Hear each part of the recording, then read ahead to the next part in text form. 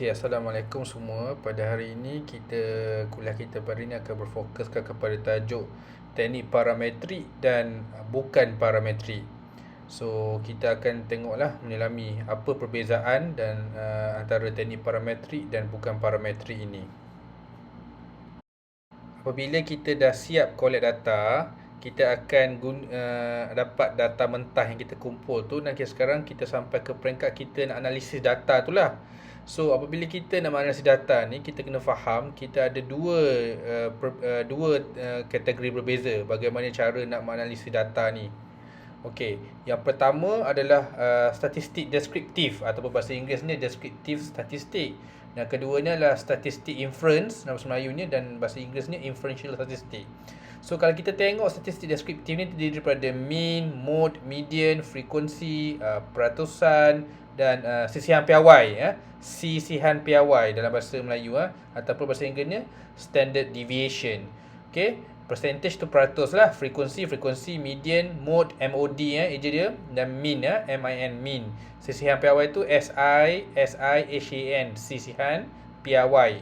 So kalau anda semua ingat, anda semua pernah belajar berkenaan ni mean, mode, median dan frekuensi percentage ni. Macam mean adalah purata, mode kekerapan, median adalah tengah-tengah tu kan. Macam kalau 1 2 3 4 5, mediannya ada 3. Frekuensi adalah berapa banyak kan lelaki dalam kelas tu, berapa banyak perempuan, dan percentage peratus lah, macam biasalah. Okey, untuk statistik inference barulah kita bagi kepada dua jenis, iaitu parametrik dan bukan parametrik. So pada hari ini kuliah kita berfokuskan kepada dua teknik ni. Teknik parametrik dan teknik bukan parametrik. Okey. So kita jelas, kalau kita nak dapat data, kita nak run analisis ni, kita nak buat data analisis ni, so ada dua jenis statistik. Yang pertama deskriptif dan kedua adalah inferential. Okey.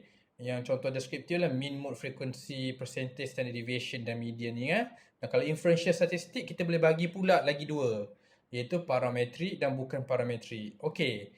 Ni di bawah ni merupakan contoh parametrik. Teknik ni contoh analisis yang dikategorikan sebagai teknik parametrik. Antaranya adalah korelasi Pearson kan, regresi linear ataupun regresi multiple regression kan, ANOVA, t-test kan, ujian T bahasa Melayunya, ANOVA kan. Dan kalau teknik bukan parametrik, chi-square, Kruskal-Wallis, Mann-Whitney-U. Sebenarnya masih ada banyak lagi teknik-teknik yang boleh dikategorikan sebagai teknik parametrik dan teknik bukan parametrik, macam Wilcoxon, apa semua, Spearman rank, tapi semua tu kita tak nak tengok.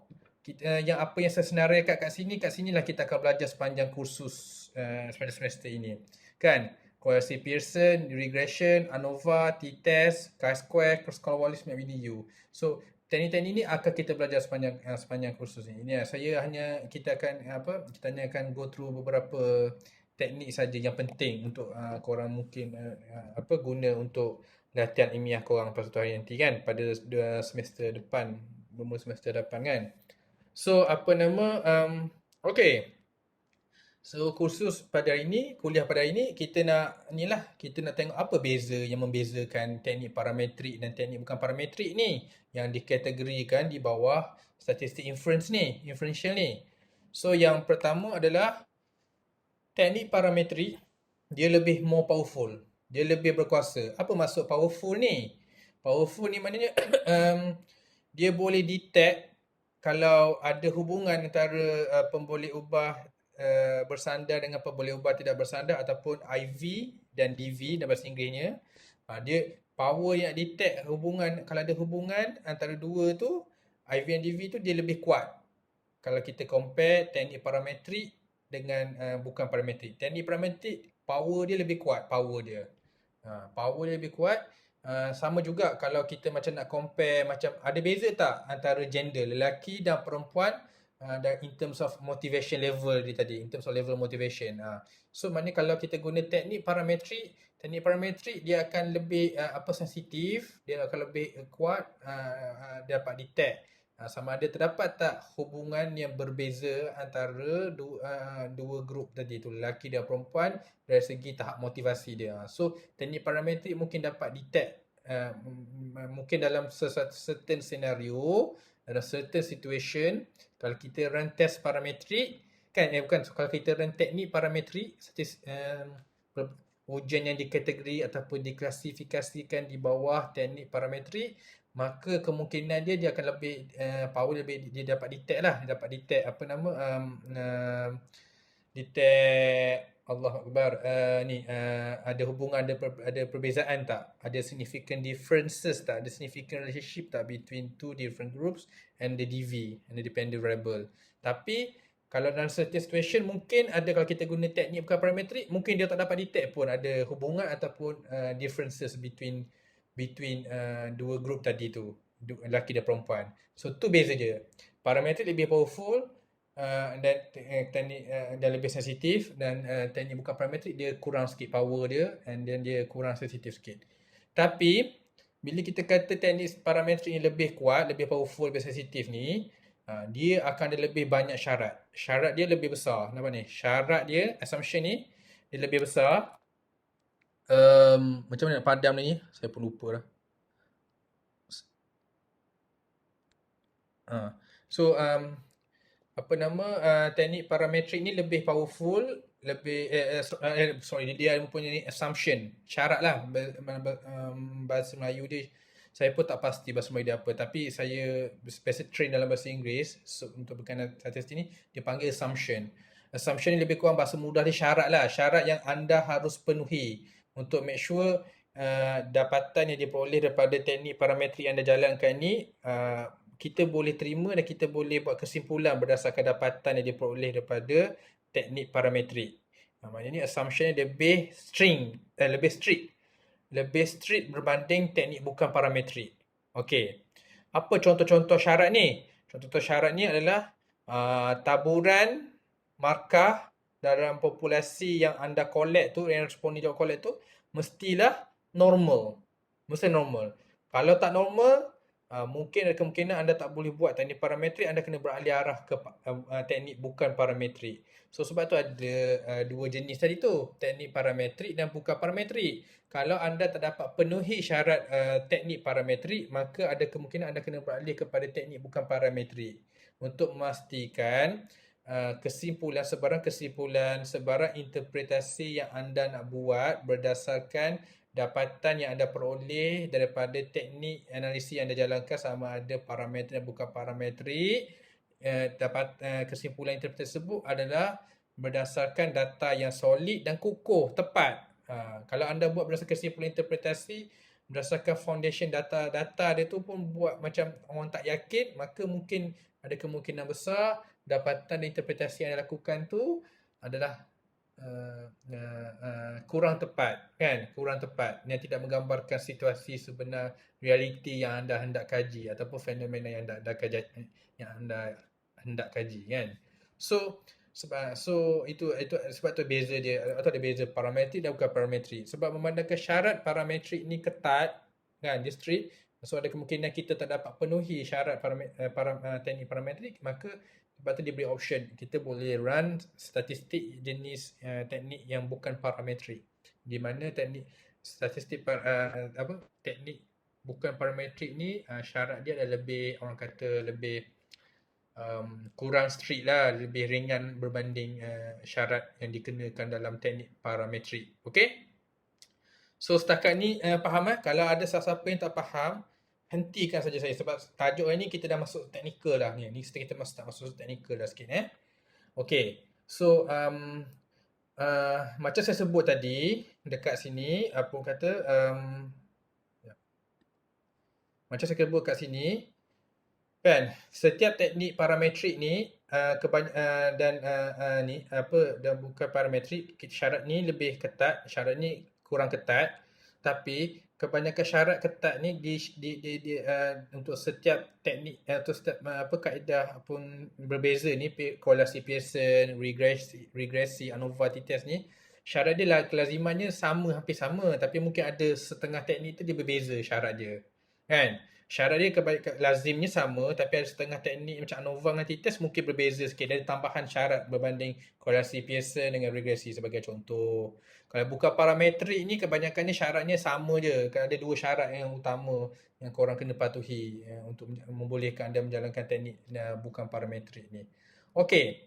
So, bila kita tengok ada syarat berbeza untuk teknik parametrik dan teknik bukan parametrik ni, kita dah faham tu dalam kepala kita. Kita faham bahawasanya dalam kuliah ni kita tengoklah apa syarat untuk teknik parametrik dengan teknik bukan parametrik ni, apa beza dia kan. So apa syarat dia. So sebelum kita run ni saya nak remind, memang important kita check dulu sama ada data yang kita peroleh tu dia penuhi tak syarat ni. Sebelum kita proceed nak buat teknik parametrik sebagai contoh, dia penuhi tak syarat parametrik. Kalau dia tak penuhi, kita kena consider nak beralih kepada bukan teknik bukan parametrik. Macam tu lah. So it's important for us to check this sama ada kita fulfill tak syarat ni ataupun assumption ni. Okay. So yang pertama teknik yang syarat, kita tengok syarat yang pertama adalah level of measurement. Ni tahap pengukuran. So tahap pengukuran tu penting, tahap pengukuran tu untuk DV, ingatlah IV, DV kan. Untuk DV, di DV tu perlu diukur dalam bentuk Likert scale. Likert scale ni dikategorikan sebagai, ada orang kata sebagai ini ordinal scale, tapi ada juga orang kata Likert scale tu boleh orang anggap sebagai skala interval ataupun ratio. Tapi whatever it is, yang pentingnya DV tu mesti diukur dalam skala interval ataupun ratio level ataupun skala ordinal. Bukan skala ordinal, sorry. Skala interval ataupun ratio level. Sebagai contoh, skala Likert scale lah. Dan kebanyakan korang memang akan guna skala Likert lah bila buat questionnaire ni kan. Tak kisahlah skala 1 hingga 5 ataupun skala 1 hingga 7 kan. Tapi ia adalah Likert scale. Dan maknanya apa maksudnya interval ratio level ni? Maknanya continuous scale. Maknanya ada 1, 2, 3, 4, 5, 6, 7. Maknanya 1 hingga 5 dia semakin meningkat. Dia ada turutan beza 1 hingga 5. Dia beza kan? Level tu berbeza, makin meningkat. 1, 2 makin tinggi 1, 3 makin tinggi daripada 1 kan? So itu continuous scale. Tapi kalau jangan DV tu adalah berbentuk discrete categories. Discrete categories maksudnya categorical scale. Categorical scale ni macam gender, lelaki dan perempuan. Mana kita boleh bezakan? Lelaki mana boleh kita kata lelaki lebih tinggi perempuan. Kita mana boleh kata perempuan lebih tinggi lelaki. Macam berkahwin dengan bukan berkahwin. Tak berkahwin lagi. Mana kita boleh kata golongan berkahwin adalah lebih tinggi daripada tak berkahwin. Kan? Mana boleh kita kata tak berkahwin lebih tinggi daripada golongan berkahwin. Tapi yang kita boleh bezakan tahap adalah macam ni. Yang saya kata sebut skala Likert tadi kan. 1 hingga 5. Kalau orang tanda 5 maknanya dia bersetuju. Maknanya lebih tinggi. Mana tahap persetujuan kepada pernyataan dalam questionnaire tu, kalau tanda 5, dia lebih bersetuju. Tanda kekuatan dia bersetuju pernyataan tersebut lebih tinggi yang bagi orang tanda 5 kalau kita compare dengan orang yang tanda 2. Maknanya tanda 5 ni lebih tinggi dari tanda 2 kan. So itu beza dia lah. So pentingnya kalau kita nak buat kalau kita nak jalankan teknik parametrik, syarat yang pertama level measurement dia kena, DV dia kena at least kena bersifat interval ataupun ratio kan, di mana dia ni bersifat continuous scale. Okay, so dia dinasihatkan bila kita buat kajian kuantitatif, janganlah kita guna categorical soalan sebagai DV ataupun IV. Guna je continuous scale. Kan, macam saya suruh awak buat semua questionnaire bawah ni, kita bagi kumpulan, semua dalam bentuk skala Likert. Saya tak suruh pun buat dalam bentuk macam categorical scale, lelaki, perempuan gitu kan. Saya tak nak. Sebab sebab bila kita buat skala yang bersifat Likert scale ni 1 hingga 5, pertama ada dua sebab. Sebab pertama kita ada banyak option. Pilihan kita luas. Kita tak strict, kita tak restrain diri kita. Kalau kita buat run skala categorical, mana pilihan data nak buat analisis mana tu sempit. Tak banyak yang ada yang kita berjalankan untuk kalau kita buat kalau kita nak run analisis untuk data yang bersifat categorical. Tapi kalau kita buat soalan kan, kita ukur questionnaire kita soalan item same thing benda yang sama. Item kita, kalau kita design item kita tu dalam berbentuk orang kata berbentuk continuous, maka option untuk kita run pelbagai teknik analisis option yang ada tu luas. So kita boleh fleksibel.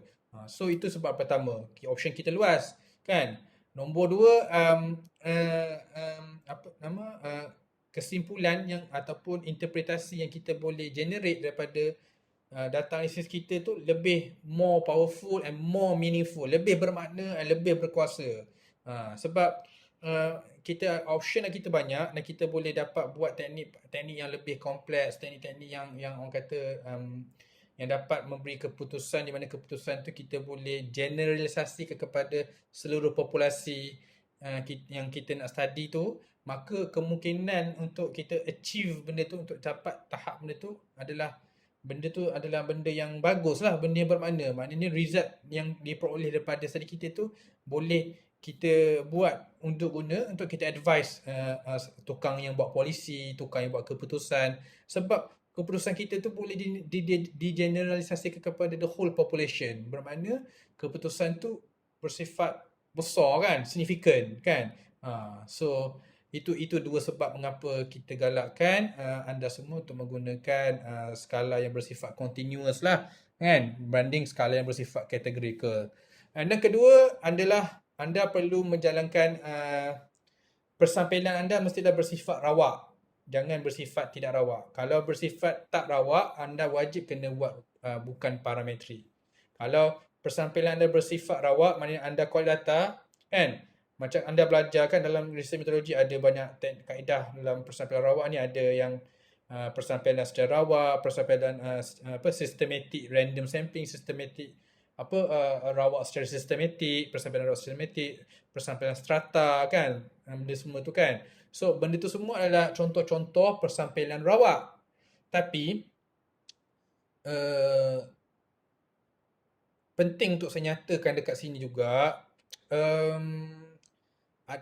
memang kalau kita tengok pendapat statistician, dia kata kalau kita tanya orang statistik, dia kata memang tak boleh kalau kita buat persampilan bukan persampilan, kalau kita tak buat persampilan rawak, persampilan kita bukan bersifat rawak, kita tak boleh buat teknik parametrik. Tapi itu pendapat puluh-puluh tahun dulu lah kan, 10 tahun dulu,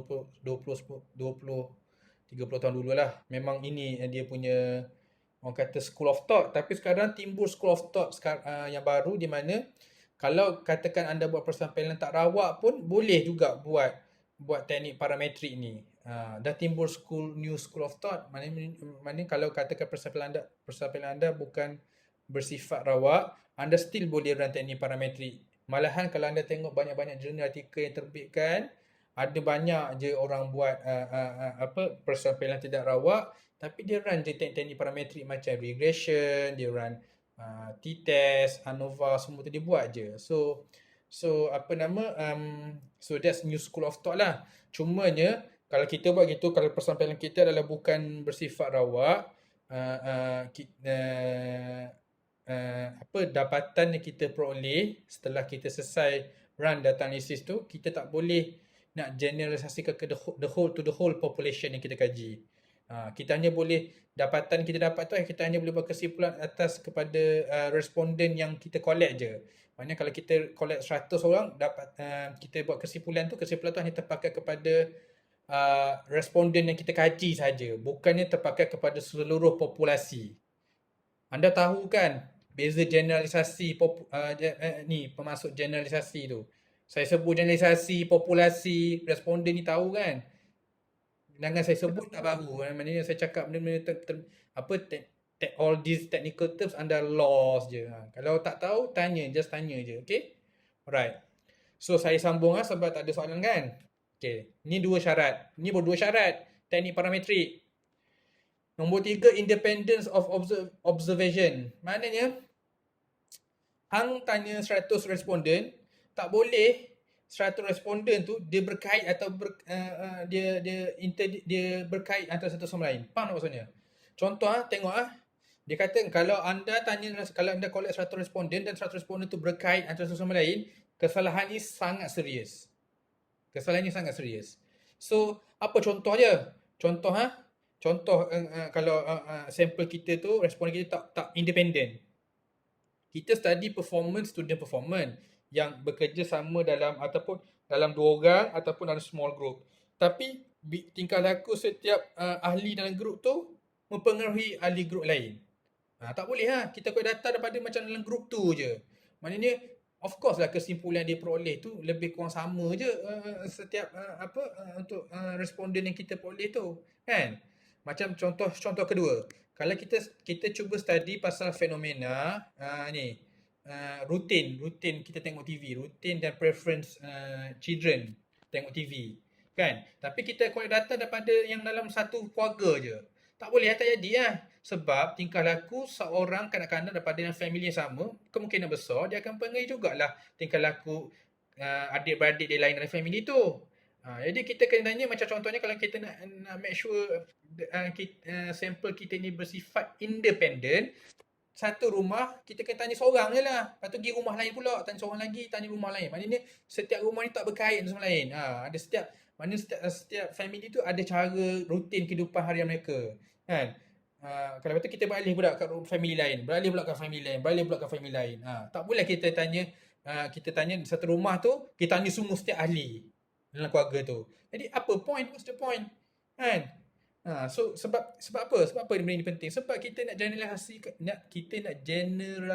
generalisasikan dapatan kita ke the whole population. So fair ke kalau kita tanya satu rumah setiap ahli keluarga dalam satu rumah je? Maknanya soalan dapatan instead of spread, kita collect data tu spread to the whole population supaya data kita peroleh kan, kita ambil sampel daripada the whole population kan. Sampel kita ni kena representative of the whole population tu. Kalau kita duk ambil satu rumah 5-6 orang, satu rumah 5-6 orang, satu rumah 5-6 orang. Jadi kejap jadi macam tak, orang kata sifat data yang dikutip tu, yang kita collect tu tak bersifat representatif. Adakah dia benar-benar mewakili populasi yang kita kaji? Kena soal diri kita balik. So benda tu kalau kita buat kaedah macam tu, maka benda tu macam dapatan kita peroleh pun tak kurang tepat, tak menggambarkan fenomenaliti apa yang kita kaji. So itu maksud saya. So maknanya penting untuk kita macam contoh kalau kita ni study tugasan kumpulan korang ni. Korang nak collect data dalam kalangan pelancong sebagai contoh dalam kalangan pelancong. So mana boleh korang pergi tanya kawan-kawan korang student Niza aje. Adakah betul-betul kesemua student Niza tu melawat Royal Belum? Kan kalau katakan korang study kat Royal Belum kan. Royal Belum, pelawat dia kebanyakan terdiri pada golongan macam mana? Datang daripada negeri mana banyaknya? Tapi korang nak senang kerja, korang tanya student Niza je. Adakah student Niza tu representatif populasi pelancong yang datang melawat Royal Belum? Kalau korang kalau korang ignore benda tu, korang tak ikut benda tu, korang just nak senang kerja, tanya student Niza je, kan? Adakah dapatan korang tu betul-betul tepat bagi menggambarkan fenomena ataupun kajian yang anda hendak kaji berkenaan pelancong yang datang melalui belum? Tak, sebab responden korang tidak representatif, tidak benar-benar mewakili populasi ataupun yang anda hendak kaji sebenarnya. Itu point dia. So antara kesalahan besar yang serius yang ramai orang buat adalah ni lah, bagi questionnaire dekat orang yang macam responden korang tu macam satu rumah bagi semua orang. Macam tu. Maknanya tak independen. Maknanya responden korang ni tak bersifat independen. Kita nak bersifat independen kan. Kita nak tanya orang dari pelbagai latar belakang, pelbagai background supaya dia benar-benar diverse population kita. Kita benar-benar ada wakil. Ada orang tua ada wakil dia, ada berapa ramai jumlah dia jawab. Ada orang petengah umur ada jawab. Ada orang muda-muda pun jawab juga soalan kita. Barulah betul. Boleh menggambarkan realiti fenomena kita kaji. Kalau kita duk tanya orang muda je, itu pendapat orang muda. Apa buat pendapat orang petengah umur? Apa buat pendapat orang tua? Jadi adakah fair kalau kita buat macam tu, kita generasikan. Kita kata, dapatan kita terpakai kepada populasi pelancong. Padahal in reality tak pun. Sebab kita banyak collect data daripada golongan yang tak sepatutnya kan. Cara kita collect persampaian lagi kurang tepat. So itu ini adalah syarat ketiga lah. Okay, dari level measurement, random sampling. Macam saya cakap, random sampling tu ada dah timbul school of thought baru kata kalau tak buat sampling secara random pun masih dibolehkan run teknik parametrik ni. Tapi Dapatan tak boleh digeneralisasikan the whole population. Dan syarat ketiga adalah observation anda ni kena independent. Mana apa maksud independent observation ni? Must be independent of one another. Sampel ni must be independent of one another and must not be influenced by any other observation or measurement. Maknanya dia orang ni independent. Responden A tak ada kaitan dengan responden B tak ada kaitan dengan responden C dan D dan tak ada kaitan seterusnya. Okey, sekarang 3 syarat dah. Alright. Dan syarat keempat adalah normality. Normality ni menunjukkan normality ni macam mana nak tahu responden kau orang ni normal ke tak? Kau orang kena run SPSS lah. So insyaAllah pada minggu depan kita akan start guna SPSS. So masing-masing saya minta ni lah install lah aplikasi SPSS tu Okay, so untuk normality kita run macam kita tengok graf data taburan kita tu normal atau tak normal, kita run SPSS kan. So apa maksud normality ni? Maknanya kalau kita untuk teknik parametrik adalah dianggap bahawa populasi di mana sampel korang ambil ni adalah taburan dia normal. Taburan normal. Kalau taburan tu normal, maknanya dia mewakili, dia representative of the population yang kita nak kaji tu. Tapi in reality, in real practice kan, terutama dalam kajian bersifat sains sosial, ada je kes, banyak je kes taburan Melaka tu tak bersifat normal. Tapi nasib baiklah kebanyakan teknik yang di bawah teknik parametrik ni, kebanyakan kaedah di bawah teknik parametrik ni, dia kalau taburan data tak normal pun basically dia bersifat robust, ataupun dia walaupun kita tak fulfill syarat ni, kita still boleh ambil keputusan dia diperoleh daripada analisis kita ni, walaupun dia tak memenuhi syarat normality ini kan. Sebab kebanyakan teknik ni bersifat robust, ataupun dia boleh tahan, tolerant of kalau kita violate syarat normality ni.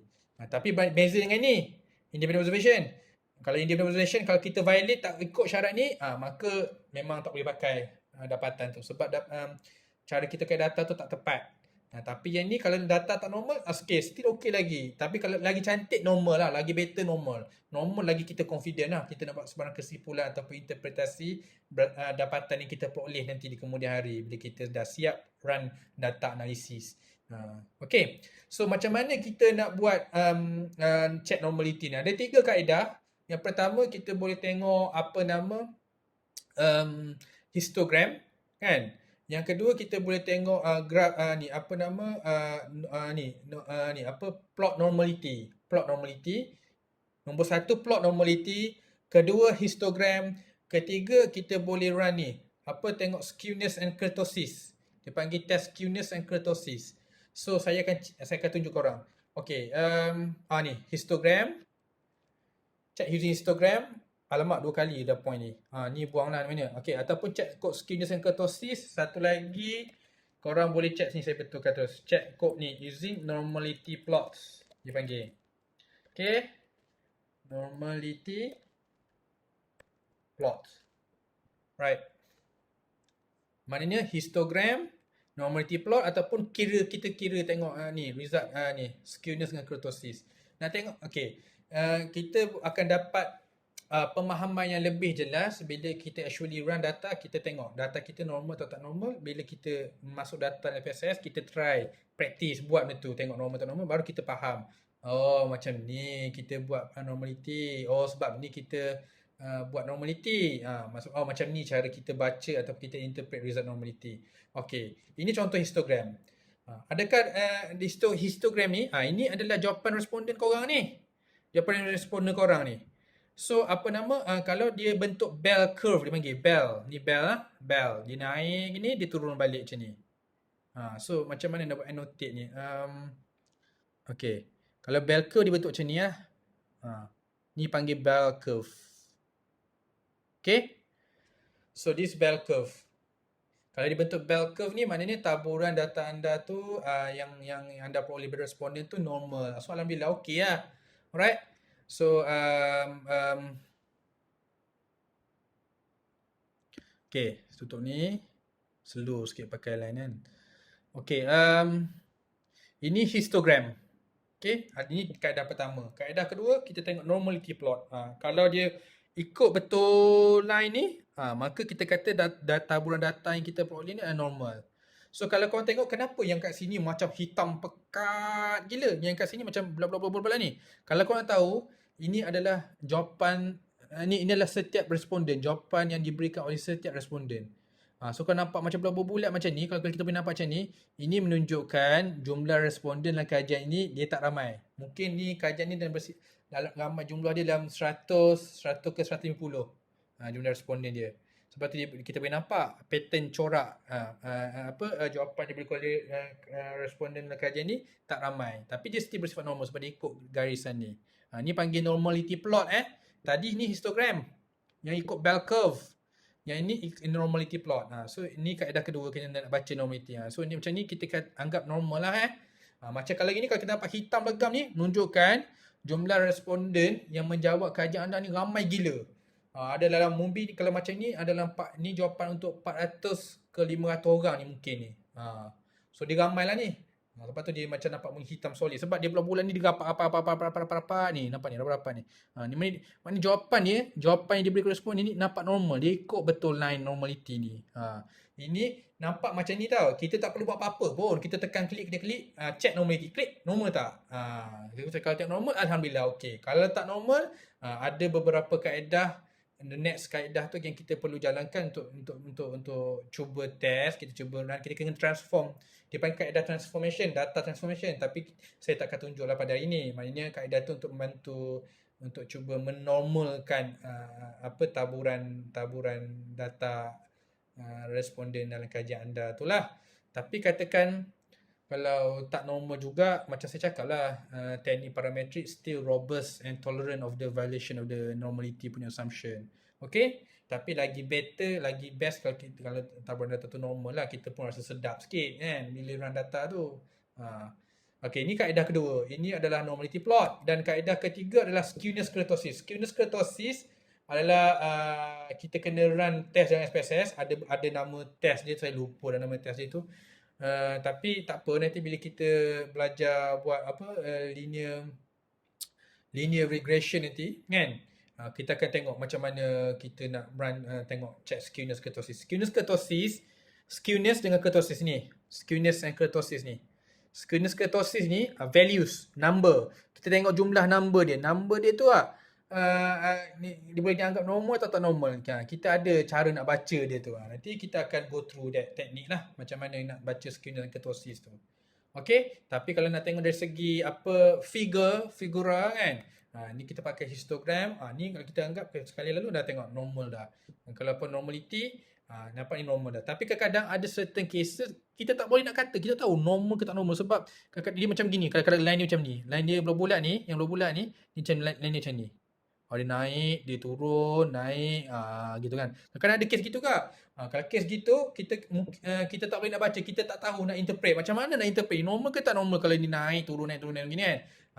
Cara yang paling mudah adalah kita tengoklah skewness and kurtosis sebab dia bagi number. Kalau dia bagi number ni, kita senang buat kesimpulan tepat sikit lah sebab kita based on numbers don't lie kan. So number tengok adakah taburan data kita normal atau tak normal kan. Okay, so ini adalah normality. Dan syarat keempat adalah sample size. Untuk teknik parametrik, sample size. Kenapa sample size ni penting? Sebab dalam sample size rendah, data tersebut tak boleh nak digeneralisasikan. Kan? Maksudnya itu sebab dia. So ada dua kaedah dekat sini untuk make sure sample size tu cukup. Macam Stevens, according to Stevens, dia kata 15 responden untuk setiap variable. Predictor ni peramal. Mana variable kita? IV kita. Contohnya dalam study tugasan korang ada berapa IV? 3 IV sebagai contoh. So 3 kali 15 berapa? 3 kali 15 45. So 45 orang cukup lah untuk dapat reliable punya equation. Tapi still rasa still rendah juga lah. Tak ambil orang pakai benda ni lah. Ada juga orang pakai yang ni, Tabachnik-Fidel. Tabachnik-Fidel maknanya ni formula dia kata. N ni sample size yang anda nak collect data. N ni kena mesti melebihi 50 campur 8M. M ni apa? M ni number daripada variable. Katakan 3 tegak. 8 kali 3 berapa? 24 kan? So 24 okay, 8 kali, ya 8 kali 3, 24, 50 campur 24 lebih kurang 74. So lain pula dengan Steven ni. So pakai tabak Nvidia ni dia nak 74. Maknanya N ni kena mesti lebih pada 74 orang menjawab questionnaire kita. Baru kita kata sample size tu mencukupi. Kan? Macam kalau dia kata kalau 5 kan. 5 kalau ada 5 independent variable, 8 kali 5 adalah 40 campur 50 ada 90. So kita kena 90 orang jawab soalan kajian kita. Okey, ni sample size. Inilah sample size. Ini cara kalau kita kira manual. Ada cara yang mudah lagi, Cratchit and Morgan lah. Kan? Korang mesti pernah dengar table Cratchit and Morgan. Di mana kita tahu populasi kita, dan kita pun tengok populasi kita tu, kita tengok dekat table punya Cratchit and Morgan tu. Korang ingat jadual Cratchit and Morgan tu macam ditulis gitu je ke? Dia orang dah buat kira-kira, dah siap-siap dah, letak dah number sample size yang ideal untuk setiap jumlah population berbeza. So apa yang Cratchit and Morgan buat ni, dia memudahkan kerja kita. So kita kebanyakannya cara kita ni kita tak kira lah sendiri ikut menu tabak Nvidia dan Steven ni, kita refer je lah kat Cratchit Morgan, mudah kan. Tengok kalau sample size kita 1000 orang, tengok jadual Cratchit Morgan, kalau 1000 orang kena collect berapa, macam tu lah lebih kurang. Okay, itu ada sample size. Dan ni multicollinearity outliers ni kan, untuk apa, kalau kita nak run teknik korelasi, Pearson korelasi, teknik regresi ni, saya tak akan terang pada hari ni, sebab saya rasa kalau saya terang hari ni pun, kalau korang tak practice, tak run SPSS tu, tak ada gunanya. So I think it's better for us to macam bila kita dah belajar, bila kita sampai topik nak run linear Pearson correlation ni, linear multiple regression ni, masa kita nak run tu betul-betul baru saya tunjuk macam mana kita nak tengok check multicollinearity, macam ni kita nak check outliersnya. Itu kita akan explore later bila kita belajar topik tu nanti. Sama juga dengan homogeneity variance. Homogeneity variance ni adalah tengok, homogeneity variance ni bukan syarat yang terpakai untuk korelasi Pearson regresi tau, tapi terpakai kepada ANOVA t-test. So nampak tak dekat sini dah nampak beza dah. Syarat untuk ANOVA t-test dia pakai homogeneity variance, dekat untuk korelasi Pearson linear and multiple regression dipakai syarat multicollinearity dengan outliers kan. So yang syarat lain macam sample size semua, sample size semua teknik parametrik yang saya nyatakan senaraikan di awal kursus, semua pakai syarat sample size, normality, independent observation, random sampling, level measurement kan. So itu beza dia, kita nampak dah beza dari sini, dia pecah dah. Okay, so ini adalah syarat untuk teknik parametrik. Okay, so sekarang kita beralih arah kepada teknik bukan parametrik. Teknik parametrik, kita buat teknik parametrik bila kita gagal. Apa data yang kita collect tu tak berjaya penuhi tak berjaya penuhi assumption ataupun syarat teknik parametrik. Bila tak penuhi, kita kena buatlah teknik bukan parametrik, terpaksa lah kan. So kebanyakan teknik parametrik yang digunakan, kita ada juga teknik bukan parametrik yang function dia lebih kurang sama untuk kaji macam ujian Pearson, macam contoh ujian t-test. T-test adalah dia nak kaji adakah terdapat perbezaan ataupun hubungan yang signifikan antara dua grup yang berbeza dengan DV. Kita run t-test. T-test tu adalah sejenis kaedah di bawah teknik parametrik kan. T-test, ujian T. Tapi kalau tak dapat, kalau katakan responden kita tu tak penuhi syarat teknik parametrik, maka kita terpaksa run teknik bukan parametrik. So apa equivalent dia? Apa alternatif teknik bukan parametrik yang similar to ujian T ataupun t-test tadi? Jawapan dia adalah Mann-Whitney-U. Mann-Whitney-U adalah dia function dia lebih kurang sama dengan t-test. Iaitu untuk mengkaji perbezaan antara dua kumpulan yang berbeza terhadap DV. Kan, adakah terdapat perbezaan, adakah terdapat hubungan yang signifikan antara dua grup berbeza dengan DV. Contoh macam saya bagi contoh tadilah, lelaki dan perempuan dengan tahap motivasi. Kan, kita tengok ada beza tak? Adakah lelaki lebih motivated ataupun perempuan lagi motivated? Ataupun sebaliknya, kan? Ataupun tak dapat sebarang perbezaan pun. Maksudnya lelaki dan perempuan sama je in terms of tahap motivation dia orang. So macam itulah. Okay, so of course macam saya sebut di awal kursus kuliah hari ni, teknik parametrik still ada assumption, ada syarat dia tertentu, tapi dia tak ketat, kan? Macam saya sebut juga, dia tak as powerful macam ujian teknik parametrik, tapi dan dia juga less sensitive, kan? Mungkin dalam certain case kalau kita run t-test, dia dapat detect ada difference between male and female, lelaki dan perempuan. Tapi bila kita run MapInIU tak dapat detect perbezaan tu, sebab kalau kita tengok dari segi power, dari segi sensitivity dia, lagi power teknik parametrik berbanding bukan parametrik. Itu sebab dia dah. Okey. Okey, ni dia dulu syarat dia. Saya tak ada penerangan lah sebab kita dah go through tadi. Random sample. Pertama random sample, dia kedua syarat dia kena independent. Ni dua syarat dia. So nampak simple je, straightforward je syarat untuk menjalankan teknik bukan parametrik. Okey. Kalau korang nampak dekat sini, ni perbandingan dia, comparison between parametrik dan teknik bukan parametrik, kan? Maknanya kalau untuk chi-square tak ada yang equivalent untuk yang teknik parametrik. Yang semua ni tak ada equivalent dia. Tapi macam t-test boleh compare dengan MapWinnie. Kalau PET sample t-test boleh compare dengan Wilcoxon. ANOVA boleh compare dengan Kruskal-Wallis. Apa yang saya highlight ni, apa yang kita akan belajar. Kita tak belajar semua ni. Semua ni lagi ada teknik berbeza lah, kan. Teknik dia lain pula lah. Mungkin lagi lebih kompleks, bergantung kepada the nature of our study tu nak buat pasal apa, kan. Tapi basically apa yang saya highlight orange ni, ini kita akan belajar macam mana kita nak run chi-square, macam mana kita nak run t-test, macam mana kita run MapWinnie, kan. Macam mana kita run ANOVA, macam mana kita run Kruskal-Wallis, kan. Dan yang apa yang saya highlight ni adalah yang insyaAllah yang kita akan buat lah masa buat latihan ilmiah nanti kalau korang buat kajian bersifat kuantitatif. Okey. Sekarang kita ingat iaitu kita pernah belajar yang berkenaan topik pengujian hipotesis berstatistik, kan. Kita pernah belajar berkenaan topik tersebut dan basically ni pasal nak tahu apa orang kata konsep type 1 error, type 2 error and power, kan. So of course macam kita cakap, kita buat analisis ni bukan kita suka-suka sebab kita nak ujilah hipotesis kita tu, kan. So bila kita uji hipotesis, akan ada kemungkinan akan berlaku type 1 error, akan berlaku type 2 error, kan. Maknanya kesalahan type 1, kesalahan jenis 1, kesalahan jenis 2. Okey, kesalahan jenis 1 bila kita reject hipotesis null, sebenarnya hipotesis null tu true, betul.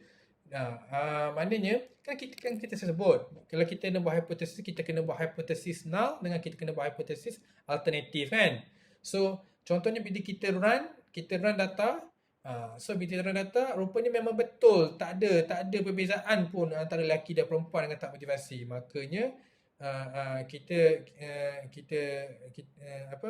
kita tak boleh reject lah null hypothesis tu, kita terima, kan. Sebenarnya bila kita buat null hypothesis tu dan kita nak accept hypothesis alternatif, reality yang idealnya sebenarnya, kan, situasi yang ideal. Tapi bila berlaku begitu, maka kita panggil benda tu type 1 error. Kita reject null hypothesis, tapi sebenarnya null hypothesis itulah yang betul berdasarkan dapatan yang kita peroleh tu. Tapi untuk type 2 error adalah kita gagal nak reject null hypothesis, tapi sebenarnya benda tu salah. Ni berlaku apabila kita percaya tak ada perbezaan antara lelaki dan perempuan, tapi sebenarnya bila kita run test, rupanya memang ada perbezaan antara lelaki dan perempuan in terms of type motivation dia orang. So ini adalah merupakan type 2 error. So ini bukannya ini nak menunjukkan ini adalah merupakan kaedah saintifik, kaedah sains, kaedah sains dalam kita nak menguji hipotesis. Terminologi konsep-konsep ni kita kena faham. Ini caranya kita nak kalau dalam pelaporan science based punya study, macam ni cara dia. Kita ada hipotesis dan cara kita nak uji hipotesis tu, dan macam mana kita nak reject dan terima hipotesis. Ini ada konsep-konsep yang perlu kita faham dalam satu eksperimen atau kajian yang bersifat science based, scientific based punya study, ya. Okey. Ni kita dah tengok dah type 1 error, type 2 error, tajuk dia type 1, type 2 error and power. Power tu kuasa. Okey. Type 1 and type 2 errors kita dah address. So power ni dia macam saya sebut, parametrik lebih powerful daripada bukan parametrik. Kalau dengan syarat all the syarat adalah di-fulfill, kan? All the assumptions are met. Tapi ada juga faktor lain yang boleh mempengaruhi power parametric test dan bukan parametric ni. Kan? Contohnya sample size kita, effect size kita, and then set alpha level ni, tahap alpha yang kita set untuk researcher. Okay, untuk set alpha ni kita kena set untuk kita decide lah sama ada hubungan tak antara perboleh ubah tidak bersandar dengan perboleh ubah antara perboleh ubah bersandar dengan perboleh ubah tidak bersandar, antara IV dan DV, ataupun antara kumpulan yang berbeza dengan DV. Kan? Kita nak decide ada tak hubungan yang signifikan atau perbezaan yang signifikan kalau kita study antara grup berbeza. Tapi alpha level set researcher ni biasanya yang 0.05, 0.01 ni terpakai dalam konteks kalau kita nak kaji hubungan antara groups dengan DV. Tapi kalau IV and DV tak, IV and DV standard je. Dia kena significant level dia, tahap significant level dia kita nak tahu result dia tu kena bawah 0.05 ataupun bawah 0.001 ataupun bawah 0.0001. So maknanya apa menggambarkan tu significant level yang berbeza tu. Maknanya kalau significant level kita bawah 0.00001 tu maknanya data kita tu kita confident dengan data kita tu, dapatan kita tu kita confident 99%. Tinggi lah. Kalau 0.05, 95% dia kita boleh confident. Kalau 0.001 tu kita rasa confident dengan ketepatan dapatan kita tu. 99%, 99% and above. Maknanya kita confident data yang kita peroleh tu, result yang kita peroleh tu tepat. Maknanya result significant dia tu kuat. Kita boleh buat kesimpulan tersebut. Maknanya dia strongly impact. Maknanya IV have statistically significant influence ataupun relationship on the DV sebagai contoh. Maknanya significant kuat. So itu dalam konteks kalau kita kaji hubungan antara IV dan DV. Okay.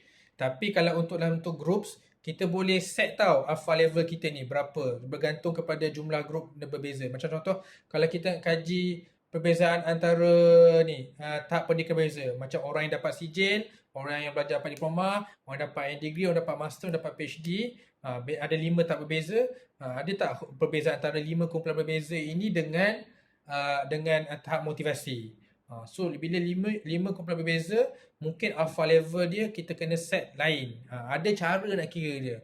Ada cara nak kira pula. Ada cara kita nak buat set ni. Kita bukan boleh set suka-suka hati. Ada formula dia. Nanti kita akan go through bila kita belajar minggu depan nanti, tajuk berkenaan Ujenti dan Mann-Whitney U nanti. Cara kira dia panggil ada Bonferroni, Bonferroni treatment. Nanti kita tengok nanti minggu depan macam mana nak set alpha level ni. So basically ni 3 perkara, ada faktor-faktor yang boleh mempengaruhi power of a test in a given situation. Okay, 3 perkara ni: sample size, effect size dan alpha level ni. Set researcher ni, alpha level ni terpakai kepada yang ni lah, kajian antara groups, difference between groups and DV. Tapi tidak terpakai dalam konteks IV and DV lah. IV and DV memang ada standard dia dah. Macam saya sebut ni 0.05, 0.01, 0.001. Okay. Macam kita kalau kita go through satu-satu huraian ni, sample size memang of course lah. Bila sample size is large, power ialah bukan isu. Kan? Tapi kalau small sample size, terutama kalau kita macam study between different group ni, mungkin kita kena set alpha level berbeza. Macam mungkin 0.10 atau 0.5 rather than yang traditional 0.05 level. Macam saya sebut, you will learn better about this when you run the chi-square test of independence, Krokowal dan Mann-Whitney. Kita akan belajar macam mana nak buat ni minggu depan. Nanti macam mana kita nak tengok bezakan nak set alpha level beza 0.10 ke 0.15 kan. So macam mana kita nak tahu bila kita run test yang berbeza kan? Kan ada banyak test beza, korelasi Pearson, regression, kita ada t-test lah, kita ada ANOVA, kita ada ManVNU, kita ada Cross-Wallis, kita ada chi-square ni. So, macam mana nak tahu jumlah yang mencukupi, yang ideal bagi membolehkan power of the test yang kita jalankan tu mencukupi, sufficient. Suitable to achieve sufficient power ni. So, kita mungkin boleh guna G-power. G-power ni maksudnya G-Power ni adalah ni software. Dia calculator sebenarnya. Sejenis software calculator di mana anda boleh Google je G-Power. Anda boleh install aplikasi G-Power tu dalam laptop masing-masing. Ni link video ni adalah merupakan link tutorial macam mana nak guna G-Power. So ini video dia tak lama pun, 4 minit kat 5 minit je. Macam mana nak guna G-Power. So ni rupa software dia ni. Kalau korang tengok ni rupa G-Power dia. Calculator. So kita isilah berapa dia akan keluar. Contohnya kat ujung ni dia keluar. Sample size untuk grup pertama macam male sebagai contoh mungkin 21 orang, sample size group tu 21 orang. So total sample size kena 42 orang. Kalau kita dapat collect ni 42 orang atau lebih lagi, maka power dia mencukupi. Kita kata power of the test tu mencukupi, sufficient. Jadi kita macam rasa kenapa kita nak power yang mencukupi? Supaya kalau betul-betul ada difference between male and female, test yang kita jalankan tu boleh detect that differences tu. Kalau power tak mencukupi disebabkan sample size kecil, sedangkan dalam realitinya ada different tau between male and female. Tapi sebab kita kalau sample size kecil, kita run test, kita tengok tak ada differences. Kita buat kesimpulan yang salah. Sedangkan reality memang different between male and female. Tapi sebab kita kalau sample size kecil, kita run test, kita langgar lari je, buat test tu juga, kan? Maka kita tengok tak ada beza pun antara lelaki dan perempuan, kita buat kesimpulan macam tu. Sebenarnya realitinya kesimpulan kita buat tu salah. Sebab kita nombor 1 kita collect sample size yang kecil, nombor 2 power tak cukup disebabkan sample size yang kecil tadi tu. Jadi test yang kita jalankan tak mempunyai power yang enough untuk detect any differences between male and female yang responden yang kita kaji tadi tu. Itu sebab dia. Sebab tu penting power kena sufficient. Okay? Sample size kena cukup. Alright. Setakat itu saja untuk kuliah kita pada hari ini. Kan? Ini kuliah kita sebenarnya banyak lagi benda saya nak tunjuk. Tapi saya macam limit dulu sebab saya takut banyak benda sangat info dalam kepala nanti kan korang tak dapat ambil semua kan maklumat kan. So kita stop kat sini dulu. Nanti insyaAllah minggu depan kita start guna SPSS. Bila kita run SPSS tu kita boleh nampak lebih jelas lagi lah peranan beza parametrik bukan parametrik tu semua tu lah. Okay. Okay, terima kasih. Setakat ini saja untuk sesi kuliah kita pada hari ini.